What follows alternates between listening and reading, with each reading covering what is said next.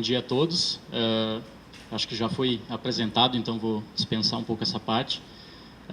Eu gostaria de inicialmente começar agradecendo, né, em nome de toda a comissão desse 4º simpósio de neurociências.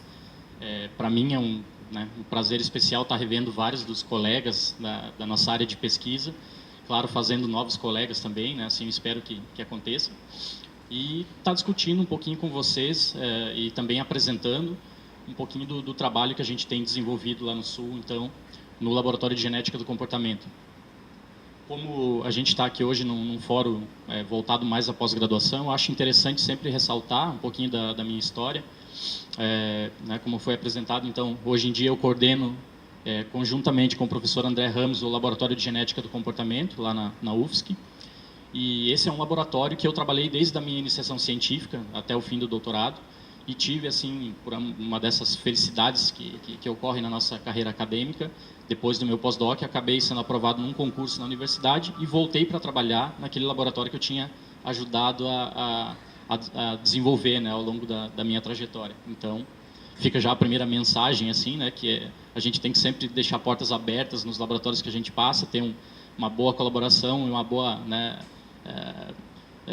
amizade com nossos orientadores, porque eles podem ser, no futuro, os nossos próprios colegas de laboratório, né, para o resto da nossa vida. E o que eu vou conversar, então, com vocês aqui um pouquinho hoje, é justamente uma das linhas de pesquisas que eu me envolvi ao longo, desde a minha iniciação científica, e que hoje está sendo retomada no laboratório, né, desde da minha volta do pós-doc. Obviamente, né, os dados não vão ser só, que vão ser apresentados aqui, não foram só obtidos por mim, né, fazem parte já dos últimos 15 anos de história do laboratório. Bom, então, a abordagem aqui, talvez, no começo vai ser um pouco diferente do que vocês vão ver ao longo do simpósio, justamente por a gente ter um foco um pouco, ou muito mais em genética, né, do que, talvez, a maioria dos outros palestrantes. Então, essa linha principal de investigação que eu vou conversar com vocês hoje, basicamente, ela tentar entender ou buscar genes ou as bases biológicas dos transtornos mentais humanos. E, de uma certa maneira, a gente vê assim, na literatura, principalmente na última década, que esses diferentes estudos utilizam ou humanos ou animais experimentais para tentar buscar essas bases biológicas ou as bases neurobiológicas desses transtornos mentais humanos. E, de uma maneira geral, a gente pode dizer, então, que fatores genéticos, fatores ambientais, dentre os quais o estresse assume assim, um papel de grande importância, e fatores epigenéticos, bem como a inter-relação e a interação entre esses 3 fatores estão na base desses transtornos. E dessa maneira, então, hoje eu vou focar um pouquinho mais na parte especificamente da genética. E para isso a gente utiliza, então, normalmente, né, nesse campo de pesquisa, os modelos genéticos animais, que podem ser, obviamente, né, de diferentes espécies de animais. No nosso caso, aqui a gente vai falar mais dos ratos de laboratório. E por que a gente utiliza esses modelos genéticos animais? Alguém pode, de repente, perguntar assim, mas um transtorno humano, né, de ansiedade, um transtorno humano de depressão, o que tem a ver eu estudar ou eu buscar esses genes utilizando modelos genéticos de ratos? Então, o que a gente pode dizer para responder um pouco essa pergunta é que, na verdade, existem, né, ao longo da evolução das espécies, existem respostas comportamentais conservadas, muito do que relacionadas com comportamentos de defesa, né, que ao longo da evolução estão presentes em diversas espécies animais, dentre elas os próprios ratos de laboratório.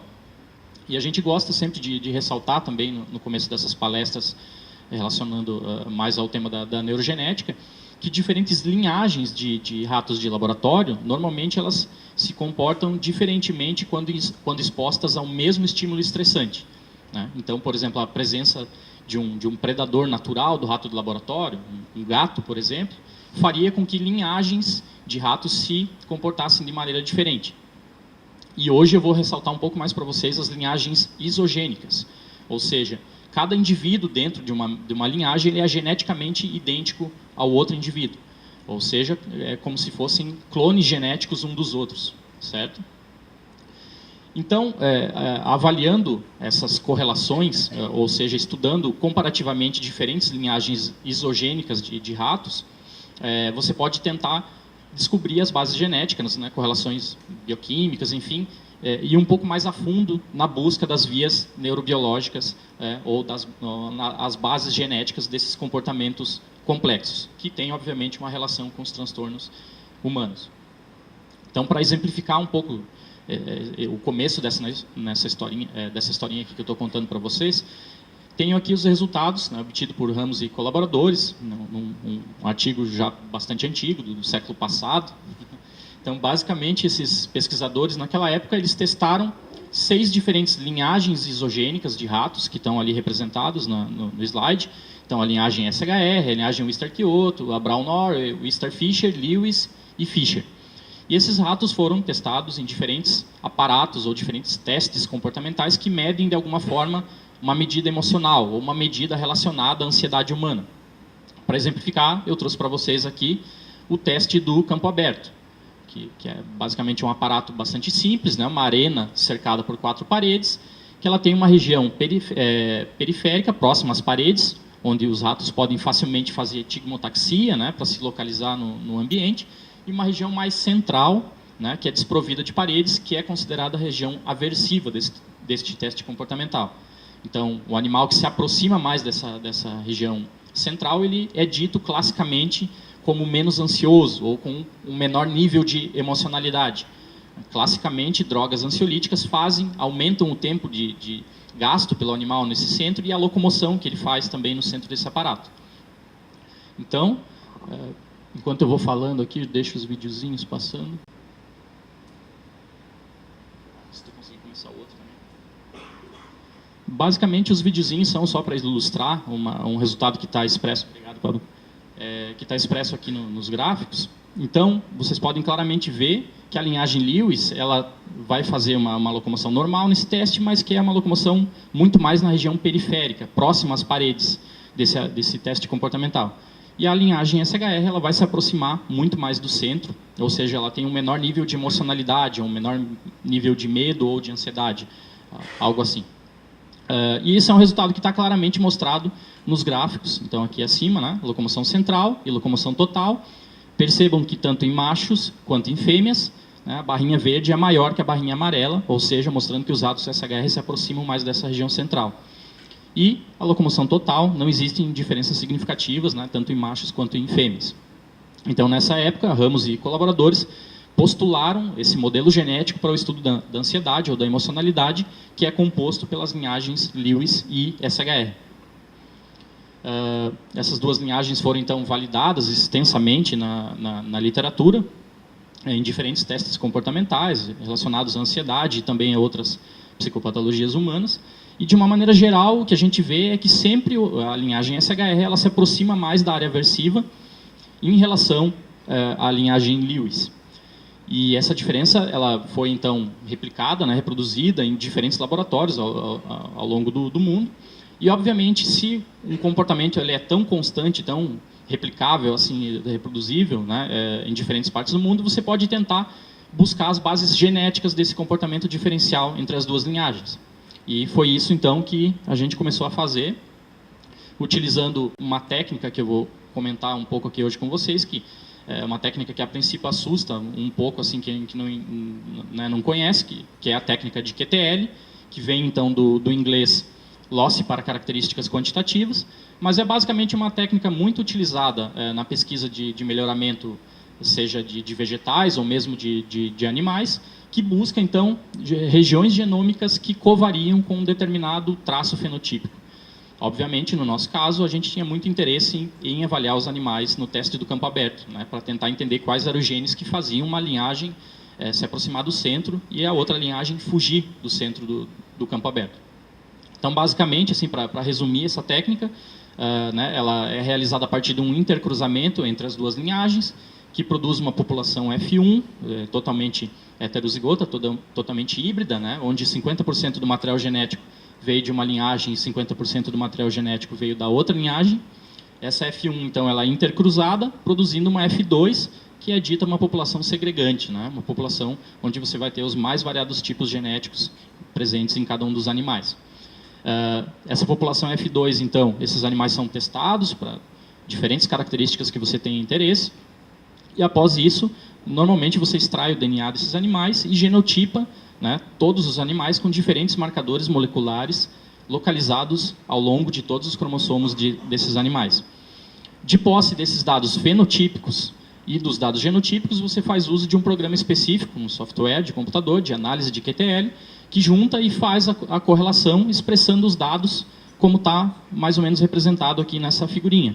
Ou seja, então o resultado de uma análise de QTL é basicamente um eixo X representando o cromossomo específico e um eixo Y, que é um eixo probabilístico, né? Então, quanto maior a altura dessa curvinha aqui, significa que maior na região, maior a probabilidade daquela região específica conter gene ou genes que influenciem aquele teu determinado comportamento que você está avaliando. Então, nós utilizamos essa técnica, né, o professor André e seus colaboradores na época, e basicamente eles descobriram, então, no cromossomo 4 dos ratos, uma região muito forte, que está aqui representada, um QTL muito forte, que afetava a locomoção central no campo aberto. Ou seja, sugerindo, né, que o cromossomo 4, ao menos na região aqui representada, que está dado um destaque em vermelhinho aqui no lado, nessa região deveriam conter gene ou genes que influenciam esse comportamento específico. Na época que esse QTL foi proposto, ele foi, na verdade, o primeiro QTL proposto para emocionalidade, para características emocionais em ratos no mundo, nessa época. Ele era bastante forte, mas ele foi originalmente proposto como afetando apenas ratinhas, apenas fêmeas, né? Então, estudos posteriores de um grupo francês coordenado pelo professor Mohamed sugeriram posteriormente que essa região poderia afetar também machos. E outros estudos, como Vendrúsculo e colaboradores, começaram a ressaltar a importância dessa mesma região genômica também para comportamentos de consumo de etanol, sugerindo uma relação, então, entre níveis emocionais e consumo de etanol. Bom, a gente ficou assim, bastante feliz, né, quando, nos anos que se seguiram essa descoberta, outros grupos de pesquisadores independentes ao redor do mundo começaram a mostrar a importância dessa mesma região, utilizando modelos genéticos diferentes, marcadores moleculares diferentes, comportamentos diferentes. Mas, num sentido geral, todos os comportamentos sempre tinham a ver com uma relação com uma emocionalidade ou com um consumo de etanol. Então, para ressaltar alguns deles, Bice e colaboradores, utilizando uma linhagem que consome altos níveis de etanol e uma linhagem que não gosta de etanol, descobriram também, né, que está representado aqui em laranja, no cromossomo 4, QTL, um QTL muito forte que influenciava, obviamente, o consumo de etanol.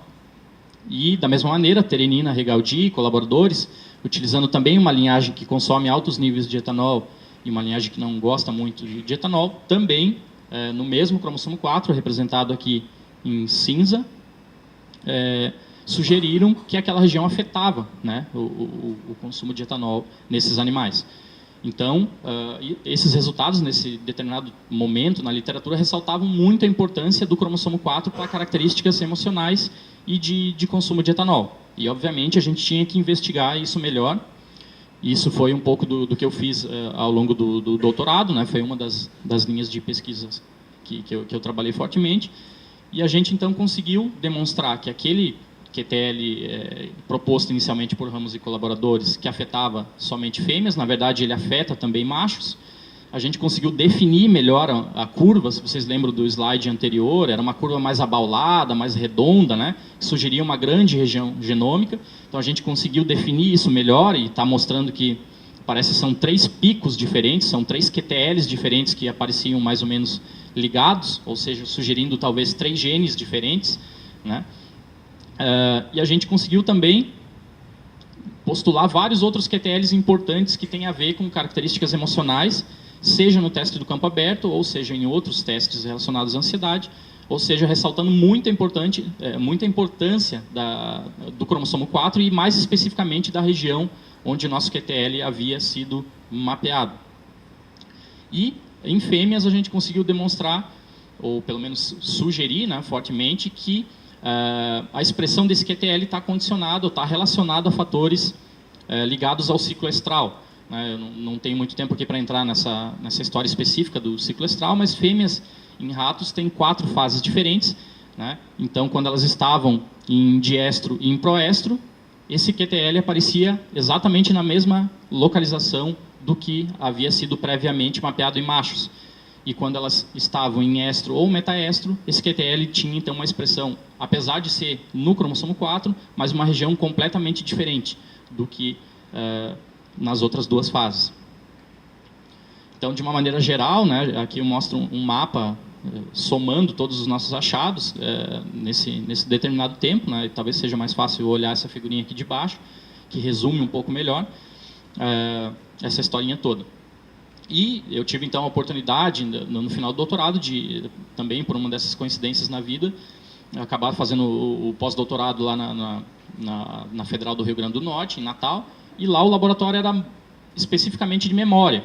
E, obviamente, né, como a gente trabalhava com essas duas linhagens, Lewis e SHR, a gente acabava invariavelmente vendo na literatura que os dois têm uma diferença muito grande em relação a comportamentos de aprendizado ou de memória.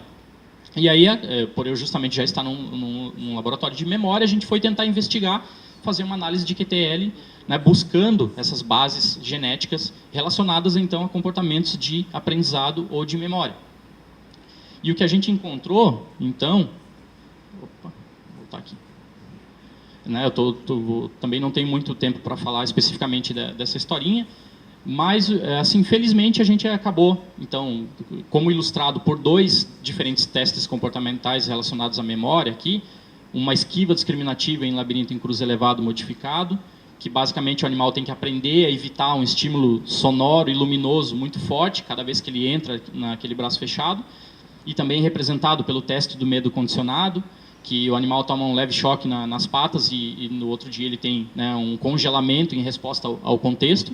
A gente encontrou dois QTLs exatamente do mesmo cromossomo 4, e exatamente na mesma região do QTL que a gente tinha mapeado originalmente para locomoção central no campo aberto.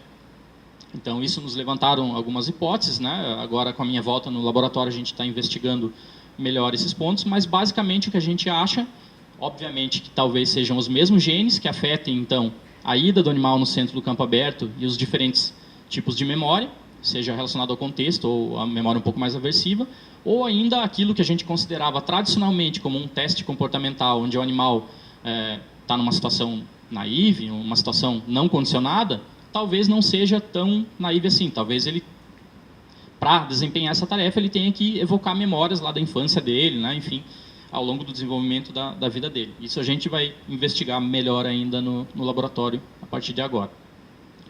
Bom, nesse momento, nessa primeira parte da palestra, que eu conversei com vocês, basicamente o que a gente fez foi sair de um comportamento que era muito robusto, uma diferença comportamental que era bem reproduzível, e a gente chegou numa região candidata, né? A gente peneirou um pouco, saiu dos 20 e tantos cromossomos do rato e chegamos lá no cromossomo 4, um forte candidato, e dentro do cromossomo 4 a gente também deu uma limpada. O cromossomo 4 tem aí em torno de 180 milhões de pares de bases, e o nosso QTL tem, a parte principal dele tem em torno de 30, 40 milhões de pares de base.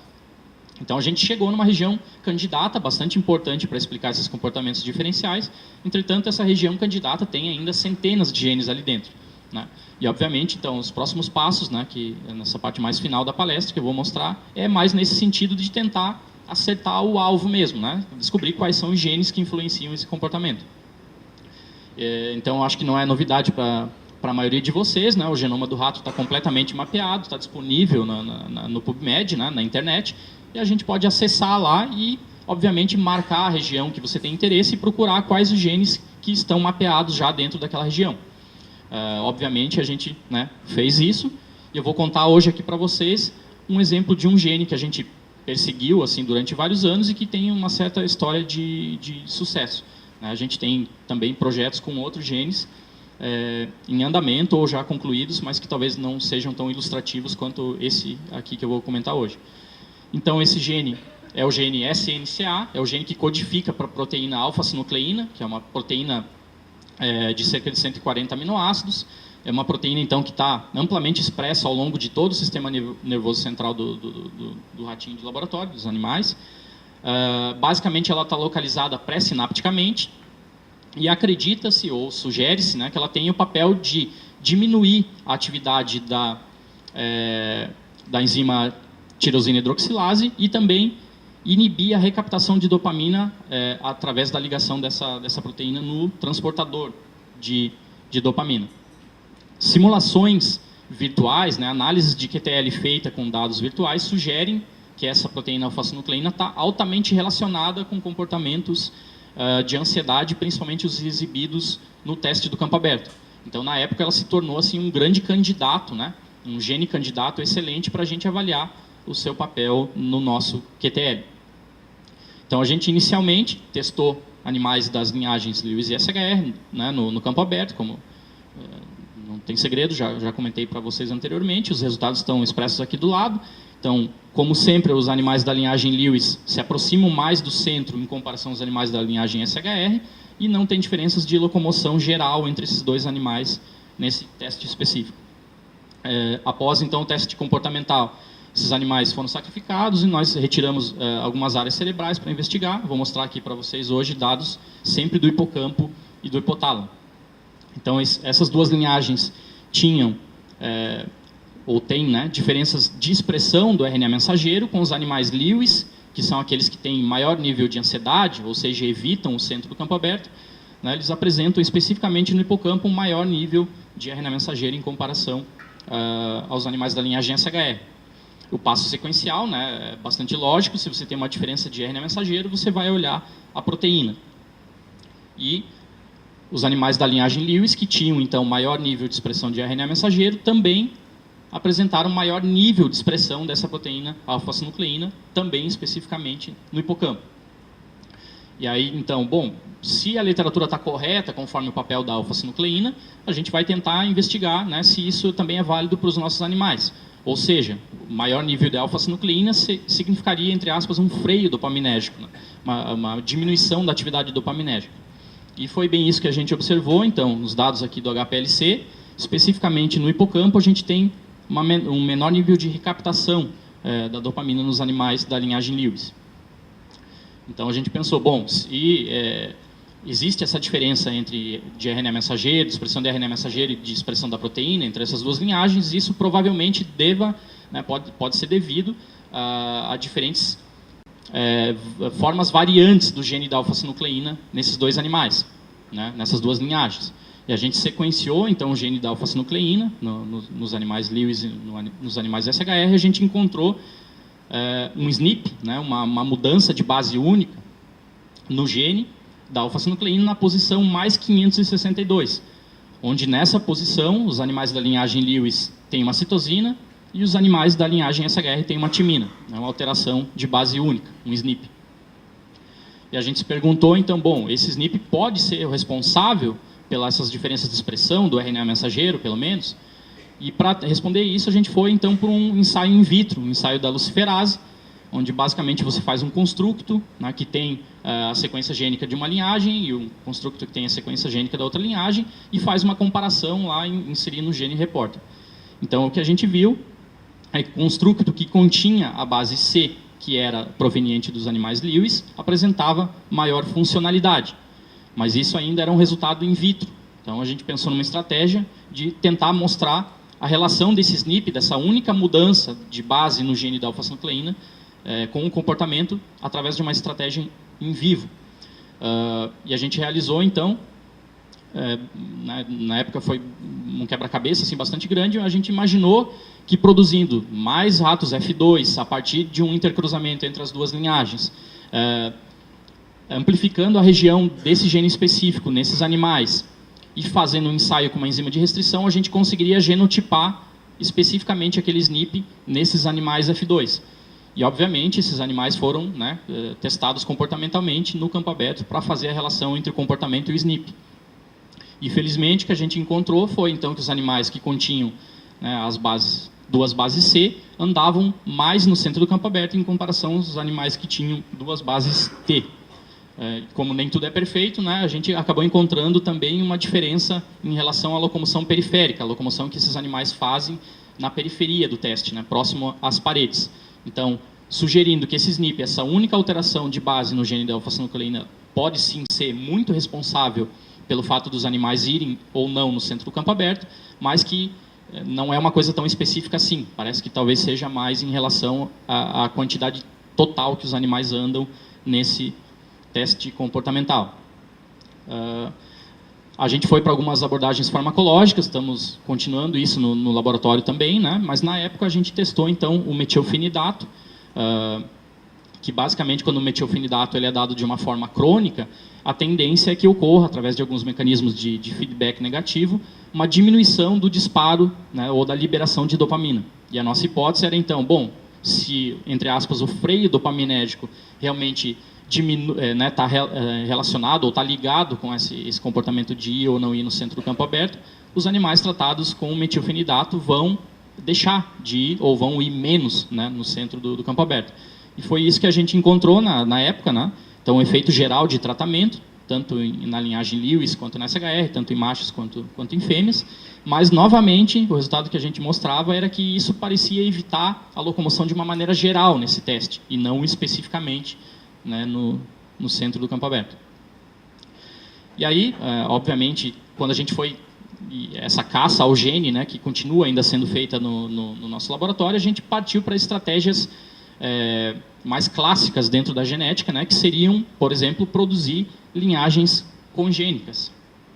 Por que é interessante produzir essas linhagens congênicas? Porque o produto final que você tem é uma linhagem que basicamente é igual a uma linhagem receptora, exceto por um locus diferencial, por uma pequena região genética, né, proveniente de uma linhagem doadora. Então, isso, né, obviamente, não vou contar toda a história aqui para vocês, mas foram vários anos de desenvolvimento, mas agora a gente tem, então, o trabalho finalizado e tem uma linhagem muito mais, entre aspas, pura, né, que nos permite avaliar especificamente aquela região do QTL no cromossomo 4. Como o meu tempo está complicado aqui, também não vou ficar falando muito das estratégias de desenvolvimento, mas basicamente isso é feito ao longo de sucessivas gerações de retrocruzamento, com marcadores moleculares, e você vai acompanhando ao longo das gerações o comportamento diferencial dessa linhagem que está sendo criada. Então, no nosso caso específico, a nossa linhagem doadora é a linhagem Lewis, ou seja, e a linhagem receptora é a linhagem SHR. Ou seja, o nosso produto final, a nossa linhagem congênica, que é chamada de SLA16, está aqui representado, essa linhagem congênica ela vai ser 99% igual à linhagem SHR, exceto por aquele locus que foi transferido do cromossomo 4, que é a nossa região de interesse, certo? Ou seja, os animais SHR, eu acho que o professor Pablo aqui está começando a trabalhar com eles na Universidade Federal aqui, que são ditos animais, né, modelos de TDAH, entre outras coisas, de hipertensão, enfim. Eles são agora, a partir desse momento no nosso laboratório, são os nossos animais controles, né? Bom, dentro dessa região genômica, né, que eu tanto falei para vocês do QTL no cromossomo 4, né, como eu disse anteriormente, tem diversos genes ali dentro localizados, dentre eles, alguns que já foram assim mapeados e chamaram muito a nossa atenção inicialmente, né, são esses que estão representados aqui. Obviamente, né, a alfa-sinucleína, o neuropeptídeo Y, que também é bastante interessante, parece, né, ter uma relação muito grande na literatura com comportamentos emocionais. Enfim, essa também é uma história para uma outra palestra, né, cada um desses genes aqui, que, obviamente, a gente vai ter os resultados mais interessantes no futuro, ou ao menos esperamos isso, né? E, rapidamente, assim, para não me estender muito, eu vou mostrar alguns dos resultados iniciais que a gente tem com essa linhagem congênica, essa linhagem SLA16, né, que são bastante iniciais, ela tem menos de um ano aí, ou cerca de um ano, que essa linhagem está completamente finalizada e pronta no nosso laboratório, disponível para ser testada, né? Então, obviamente, quando essa linhagem ficou pronta, a primeira coisa que a gente tinha que fazer é testar ela no campo aberto, né? Se o nosso QTL originalmente afeta muito o campo aberto, se a gente chegasse lá no produto final, uma linhagem congênica que não fosse diferente da linhagem SHR para o campo aberto, o trabalho teria sido quase que, né, perdido. Então, a gente fez isso e está, né, felizmente, a linhagem congênica, como representado aqui, tanto em fêmeas, em branquinho, quanto em machos, em negro, ela anda ainda mais, ela vai mais ainda ao centro do campo aberto do que a linhagem SHR, né, permitindo a gente sugerir, então, que é uma linhagem que tem um menor nível de ansiedade. Não gosto muito de falar nesse termo, porque a gente não tem certeza disso e é até complicado definir, né, o que é especificamente ansiedade nos animais. Mas, assim, para fácil compreensão, fica um pouco melhor ainda a gente falar sobre esses termos, né? Para nossa felicidade, também essa diferença parece bem robusta em diferentes condições ambientais, e a gente conseguiu fazer com que ansiolíticos clássicos funcionassem nessa linhagem congênica, o que não era, até hoje na literatura, não é muito fácil você fazer um ansiolítico funcionar no SHR, especificamente no teste do campo aberto. Bom, a linhagem foi testada em outros testes também relacionados à ansiedade, e parece ter diferenças no labirinto em cruz elevado, na caixa branca e preta, como representado aqui. A gente viu que fatores ligados ao ciclo estral parecem não influenciar assim, de uma maneira muito forte a diferença entre essas duas linhagens, ou seja, a SLA16 é sempre menos ansiosa, entre aspas, né, do que a SHR, em fêmeas, independentemente da fase do ciclo estral em que esses ratos estão. E a gente começou a ver que existe uma diferença relacionada à atividade locomotora entre essas duas linhagens, mais especificamente quando essa atividade locomotora está relacionada à novidade. Então, aqui a gente tem dados de atividade locomotora nos primeiros 10 minutos e ao final de 1 hora, onde os animais são expostos nessa caixa de atividade locomotora, a linhagem SLA16 ela anda mais, se locomove mais que a linhagem SHR nesse teste comportamental. E quando os animais são adaptados aí por quase um dia nessa caixa, essa diferença, apesar dos animais continuarem explorando essa caixinha, essa diferença some. Então, nos permitindo postular ou sugerir que talvez essa diferença locomotora entre as duas linhagens seja muito em resposta a uma novidade, né? A gente tem também, obviamente, o QTL para memória ou para aprendizado, justamente na mesma região do QTL para o centro do campo aberto. Então, obviamente, a gente tem também o trabalho da Fernanda, de mestrado, buscado tentar entender como essas duas linhagens se comportam em relação a testes de aprendizado ou de memória, né? E a gente tem, então, alguns resultados negativos, né? As duas linhagens são iguais no teste da alternação espontânea, no teste do reconhecimento de objeto, e alguns resultados positivos, como no teste do medo condicionado, onde a linhagem congênica parece, né, fazer maior tentativa de escape em diferentes sessões desse teste relacionado ao medo condicionado. E, obviamente, na observação, né, a gente tem uma certa experiência comportamental já de alguns anos, na observação dessas duas linhagens você começa a perceber diferentes coisas, né, diferentes variáveis que você não tinha intencionalmente selecionado. Como eu disse, a região genética ainda é bastante grande, traz vários genes, né, juntos. E uma coisa que a gente, né, se surpreendeu recentemente, que foi um dado bastante interessante para o pessoal que estuda especificamente TDAH, é que a linhagem congênica ela parece ter uma pressão arterial relativamente normal, enquanto os SHR, né, são espontaneamente hipertensos. Então, o pessoal que estudava TDAH com SHR e sempre sofria essa crítica que tinha muito a ver com a hipertensão, gostou muito porque vai poder, de repente, estudar a SLA16 como um modelo de hiperatividade. E aí vem um pouco da resposta, porque eu não gosto de dizer que esse é um modelo de ansiedade. Talvez tenha muito a ver realmente com o TDAH. Obviamente, também a gente está começando a avaliar esses animais em relação ao consumo de etanol, né? E, por enquanto, não tem nenhuma diferença assim, muito marcante entre a linhagem SLA16 e o SHR. A gente tem diferenças no consumo espontâneo de etanol somente entre machos e fêmeas, mas entre as linhagens parece que não há nenhuma diferença muito robusta. E também a gente tem alguns dados de sensibilidade ao etanol, que também não tem assim, nenhuma diferença muito robusta, por enquanto, né, entre essas duas linhagens. Então, de uma maneira geral, né, gostaria de concluir aqui essa apresentação, dizendo que a gente tem nessa região a NXRR16, que basicamente é uma sigla que é postulada pela base de dados do rato na internet, né, e significa a sigla específica para o nosso QTL.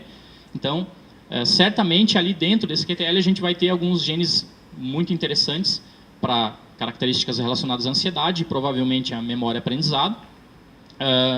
A gente mostrou aqui, então, que rapidamente que a alfa-sinucleína é um excelente gene candidato para explicar esse comportamento de ir ou não ir no centro do campo aberto, né? Talvez uma única alteração num par de base, especificamente nesse gene, seja muito responsável por esse comportamento. E tentei mostrar então para vocês um pouquinho rapidamente nessa parte final, que é essa linhagem congênica que a gente tem lá agora, né, recentemente concluída, o desenvolvimento dela. Deve ser um modelo bastante interessante para se estudar, talvez, ansiedade ou transtorno de déficit de atenção e hiperatividade, enfim. E aí fica aberta, né, claro, as colaborações aí, porque a gente não vai ter maneira de investigar todas essas coisas diferentes, né? A gente centra muito mais lá nas características emocionais. O pessoal da pressão arterial, o pessoal do TDAH aí que esteja a fim de colaborar, né? A gente colabora, enfim.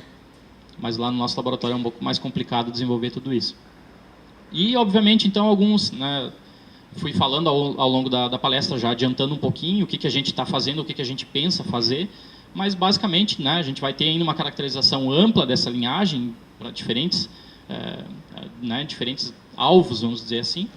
A gente tem planejado já a expressão gênica específica, né, de alguns diferentes genes que estão localizados na região do QTL. A gente está planejando também investigar o sistema dopaminérgico com abordagens bem mais farmacológicas para tentar fechar assim, um pouco esse mapa, né, continuar aquela historinha da alfa-sinucleína que eu mostrei ali para vocês.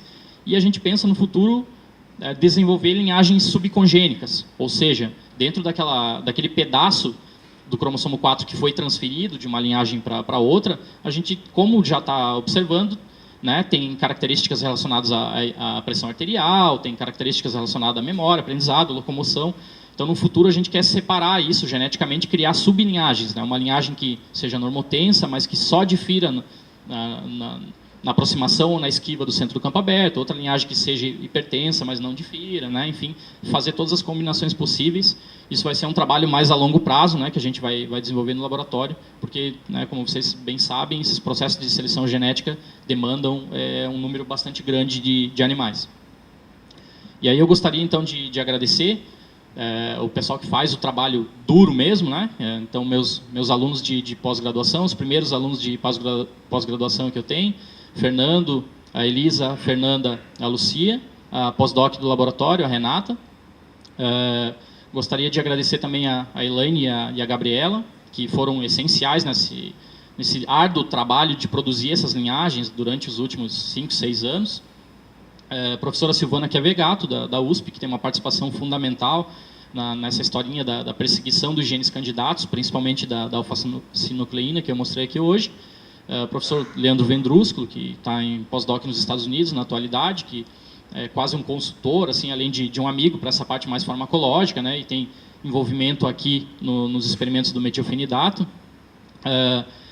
E a professora Regina Silva, da UFRN, onde eu desenvolvi o pós-doc, e ela está agora passando para a Unifesp para assumir a vaga do professor Frussa Filho. A gente tem ainda uma colaboração em andamento e espero que amplie isso, né, no futuro. E o professor André Ramos, que, né, também faz parte do Laboratório de Genética do Comportamento e que está agora, no momento, saindo das funções administrativas da reitoria e voltando para o laboratório. Eu espero que volte com bastante vontade, né, de fazer ciência e de qualidade com a gente.